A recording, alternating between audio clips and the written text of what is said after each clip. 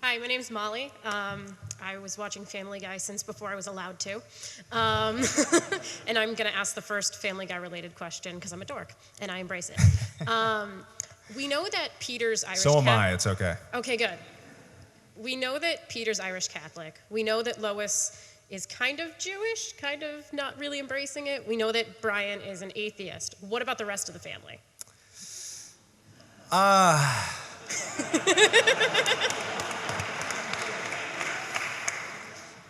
I don't know, man. I mean, Meg, we did an episode, actually it was the episode where Brian revealed he was an atheist. Meg was kind of searching, the kids are kind of searching, I suppose, for their own identity, which is as it should be. I mean, if I don't know, I feel like if I married a fundamentalist Christian, and I got to figure it'd be really great angry sex. If I married a fundamentalist Christian, I would, I'd want my kid to be exposed to both sides of the equation. I wouldn't want to keep the kid from church. I'd want to expose him to everything and then allow him or her to make their own decision. Because for a humanist, I suppose, to unscrew his kid's head and just pour all the bullshit in, as Bill Maher says,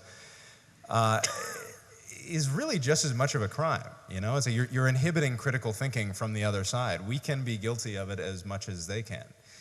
And I think that it's important to, if we're looking at Family Guy as an example, yeah, Meg is a good example. She doesn't know. She hasn't figured it out yet. And assuming that the show goes on for another 10 years, maybe we'll get to that.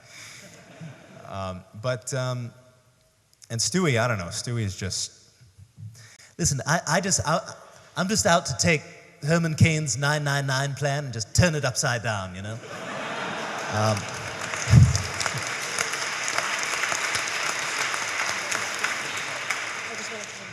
I just really wanted to say quickly also that you are really the only reason why my boyfriend and I are still together today. Because Really? if it wasn't for the stupid, crazy humor on Family Guy that he can say, it cancels out anything else that he says. Wow, so your relationship is built on... So thank you. Yeah. Yeah, I'll take bets on how long that's going to last. From my experience, it takes a little more than that, but... Will you sing for us? Here? Oh, come on.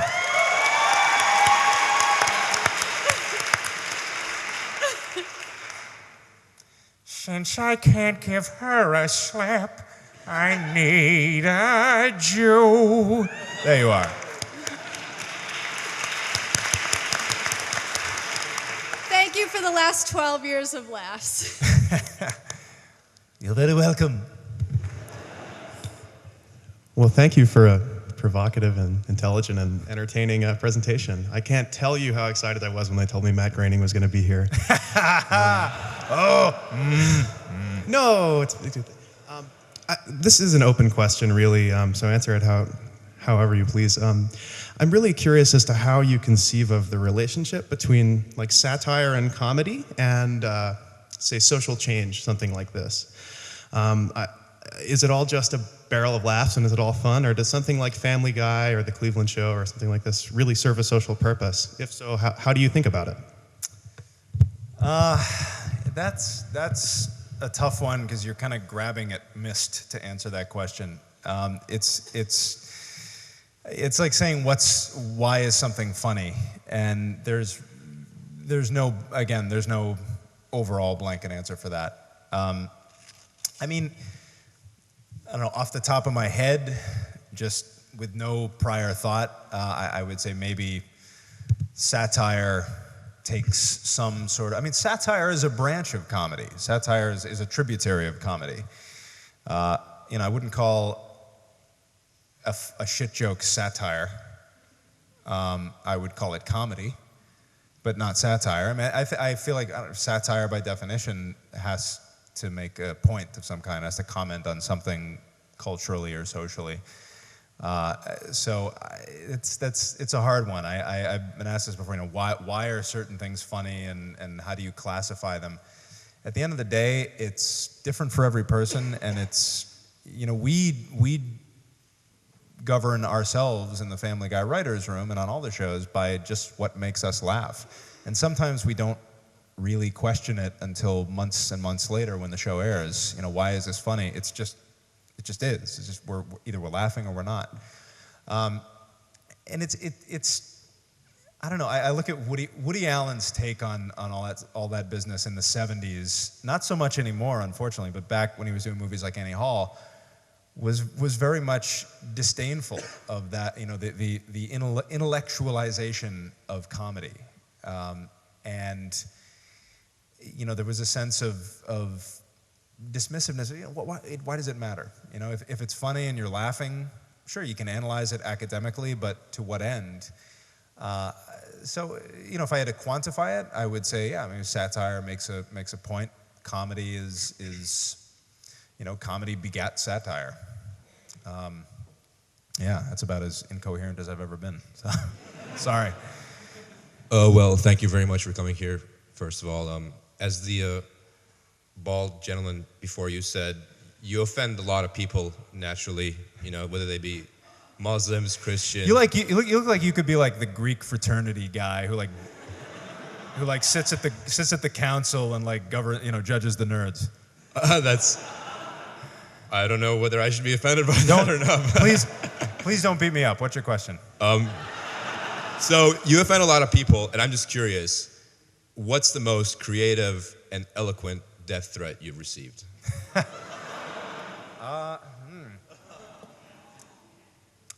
don't, I've never actually seen a death threat in writing. Fox shields us from a lot of stuff. Fox really, they're a stopgap. A lot of the mail goes to the Broadcast Standards and Practices Department, and they look over it and they decide what's worth sending to us and what's not. I've never actually that's not true. There was one death threat, but it was so incoherent, the grammar was so bad. But for the most part, the one that comes to mind is every once in a while Fox will forward an angry letter just for laughs. There was something from the American Fascists Association. I think I remember it was like the Union of the American Fascist Association, the American Association of whatever the hell it was called, complaining about the language in the show. That there were too many uses of the word bitch and bastard and crap, and I guess thought behind it being that if Hitler were alive, he would not use such language. But that's, as far as an actual death threat, I've fortunately been, I've never actually seen one in writing. I'm sure they're on their way, though. Thank you very much. Thanks. Yeah. Hi, I'm Mike. Hey, we found the weed guy. Huh?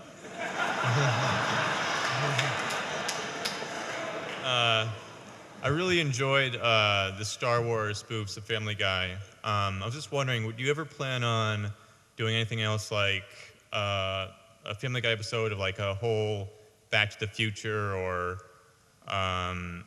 Indiana Jones episode like that? Not in the immediate future. No, the Star Wars episodes were so much work. It was like producing a movie at the same time that we were doing the show. It was exhausting. Maybe we would tackle Indiana Jones at some point, but I'd have to have a good long rest before that happened. But it's certainly possible. No immediate plans, though. I hate to tell you. Hi, thank you for coming. I go to Berklee College of Music, and I'm a film score major, and I know that you work with Walter Murphy. So I was wondering if you had any advice for when I start my career. Good question. That's a fun job, I tell you. If I was not doing what I was doing, oddly, that's kind of what I would want to be doing. The last of the remaining Can you please come to Berkeley and sing for us? And I'll play bass for you. I'm a bass principal, so. Okay, let me finish. No, I think, I mean, that's a hard one because I that's not where my degree is. I know, I'm kidding. I have such love for that, for film music. I mean, I think John Williams is one of the most brilliant composers ever to come out of, what is, in effect, classical music. But I don't know, I can only tell you what my own approach is. I mean, when I score the show, and as we get set to score the movie that I just did, it's my approach is, there seems to be a trend in film music that is going towards the area of reclusiveness. It's almost like the music has to stay out of the way of the action, and that's kind of sad to me when you think of all the great film scores that we associate with I mean, we all know the theme from the Pink Panther, but those movies are hard as hell to sit through. So it's almost like the music is more enduring than the movies themselves, and that's the case for a lot of films.